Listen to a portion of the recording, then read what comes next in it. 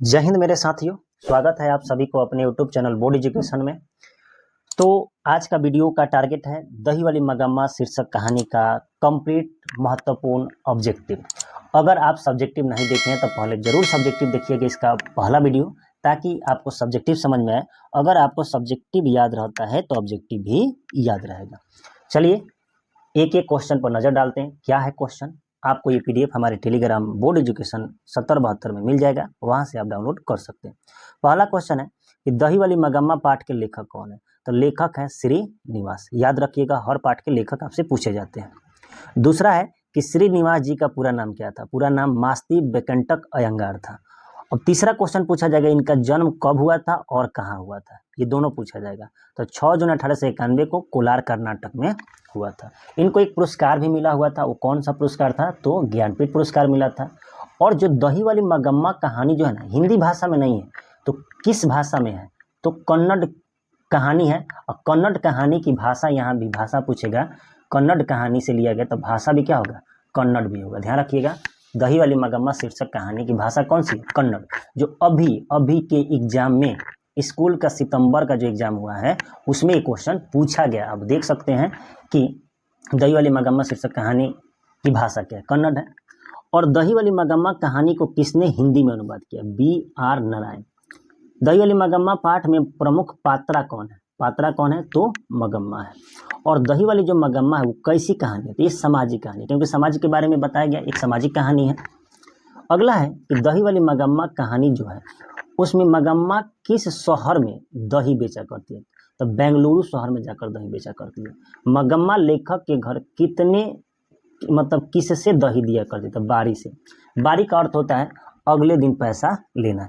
जैसे दूध का आप व्यापार देखे होंगे कि उठौना बोला जाता है, कि एक घर से दूसरे घर में दिया जाता है तो 1 माह बाद पैसा लिया जाता है, या 1 सप्ताह बाद पैसा लिया जाता है। तो ये भी बारी का अर्थ यही होता है, अगले दिन पैसे या अगले सप्ताह पैसे। मगम्मा के गांव का क्या नाम था? तो मगम्मा के गांव का नाम बैंकटपुर था। और मगम्मा क्या बेचती है? बहुत सिंपल क्वेश्चन है लेकिन एग्जाम में पूछा गया, ध्यान रखिएगा। दही बेचा करती थी। मगम्मा क्या खाती थी? बड़ी शौक से वो पान और सुपारी खाती थी।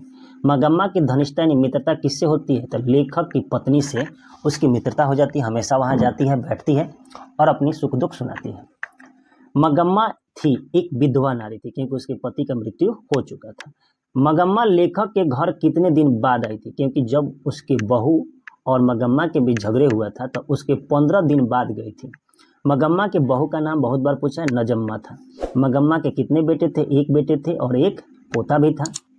मगम्मा के पोते किससे पिटाई की थी? मगम्मा की बहू ने। मतलब किसने पिटाई की? तो मगम्मा की बहू ने। अगला क्वेश्चन है कि मगम्मा ने अपने बेटे और बहू से कब से अलग रही? तो जिस दिन वो झगड़ा हुआ था, सुबह में विवाद हुआ था, उसी दिन के दोपहर से क्या होने लगी? अलग रहने लगी। दोपहर का है तो 12 बजे के बाद, यानी 2-3 बजे के आसपास। रगम्पा कौन था? तो मगम्मा के गांव का एक जुआरी व्यक्ति था। मगम्मा के गांव का जुआरी व्यक्ति कौन था? तो रगम्पा। तो मगम्मा जो था, रगम्पा को कहाँ मिलता था? उसी के गांव के एक अमराई के कुआं था, जिससे होकर उसको जाना होता था। तो अमराई के कुआं के पास वह मिल जाता था। रगम्पा किससे कर्ज मांग रहा था? तो मगम्मा से मांग रहा था। और रगम्पा क्या बेचता था? तो रागी यानी मरुआ बेचा करता था। मगम्मा अपनी पैसा कहाँ रखना चाहती? तो बैंक में। और ये बात किसको बोलती है? तो मालकिनी को बोलती है, यानी लेखक की पत्नी को बोलती है कि हमारा पैसा किसी बैंक में रखवा दीजिए। मगम्मा अक्सर रास्ते में किससे डरती थी? तो वही रगम्पा जो था उसी से डरती थी, क्योंकि जब भी वो आती थी तो रास्ते में घेर कर पैसा मांगता था। मगम्मा अपने बेटे पतोह से कितने दिनों तक अलग रही? ध्यान रखिएगा, बहुत इंपॉर्टेंट क्वेश्चन है। 10 दिन तक रही। कितने दिन रही? 10 दिन। और लेखक के घर से मगम्मा के घर के बीच कितना दूरी था? 3 मील। किलोमीटर में नहीं पूछेगा, क्योंकि किताब में मील में ही दिया है, तो आपसे मील में ही पूछेगा। मगम्मा को किससे विवाद था? तो उसकी बहू से विवाद था। नजम्मा मगम्मा की क्या थी? तो उसकी बहू थी। अंत वह क्वेश्चन है कि मगम्मा के परिवार में कुल कितने सदस्य थे? 4 थे। एक खुद मगम्मा थी, मगम्मा की बहू थी, मगम्मा का एक बेटा था और मगम्मा का एक पोता था। तो परिवार में कितने सदस्य थे? 4।